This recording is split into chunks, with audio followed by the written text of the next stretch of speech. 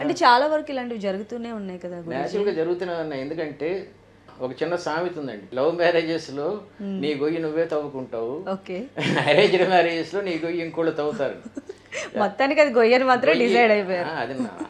అది అది గొయ్యే, కానీ గోతిలో పడేటప్పుడు చాలా రకాల గోతులు ఉంటాయండి. మళ్ళీ బయటకు వచ్చే గోతులు ఉంటాయి, పడిపోయిన తర్వాత రాలేని గోతులు ఉంటాయి. పోచర్స్ తవ్వుతారు ఏనుగులో అవి చేయడానికి. అలాంటి గోతులో పడితే అసలు బయటికి రాదు.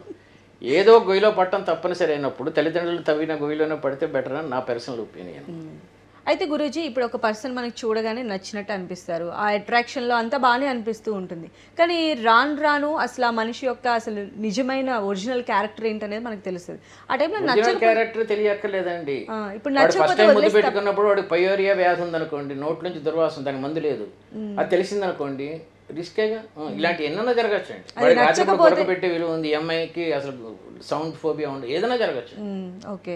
ఒక అబ్బాయి అమ్మాయి పెళ్లి చేసుకున్నారు, ఒక పిల్లోడు ఇద్దరు పిల్లలు పుట్టారు. తర్వాత ఇద్దరు నచ్చలేదు, ఇద్దరు విడిపోయారు. తల్లి కొడుకుని తనతో ఉంచుకుంటుందా, భర్తతో వదిలేస్తుందా? సాధారణ తల్లి దగ్గరే ఉంచుకుంటుంది. ఎందుకండి?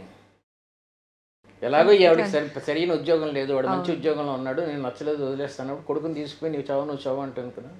ఈ కొడుకుని ఎందుకు నేనే పోషిస్తాను, కల్లో గంజా తాగి పోషిస్తాను, వాడిని కూడా కష్టాల్లో దింపుతాను ఎందుకు అంటుంది తల్లి? అంటే బాధ్యత ఎలాగో చూసుకోడు కాబట్టి. సెంటిమెంట్.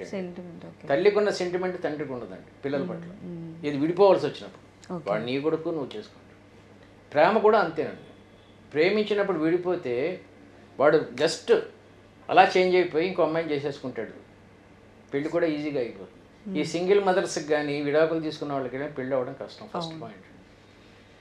ఒకవేళ పెళ్ళి అవ్వకుండా విడిపోయారనుకోండి, మగవాడు మర్చిపోయినంత ఫాస్ట్గా స్త్రీ మర్చిపోదండి ప్రేమించిన ప్రియుడు. తొలి స్పర్శలో శోభనం గదిలో ఈ మగుడితో ఉన్నప్పుడు వాడే గుర్తొస్తూ ఉంటాడు. సో ఇలాంటి గిల్ట్ ఫీలింగ్స్ ఇవన్నీ లేడీస్కి ఎక్కువ కాబట్టి వీళ్ళే కొంచెం జాగ్రత్తగా ఉండాలని నా ఉద్దేశం.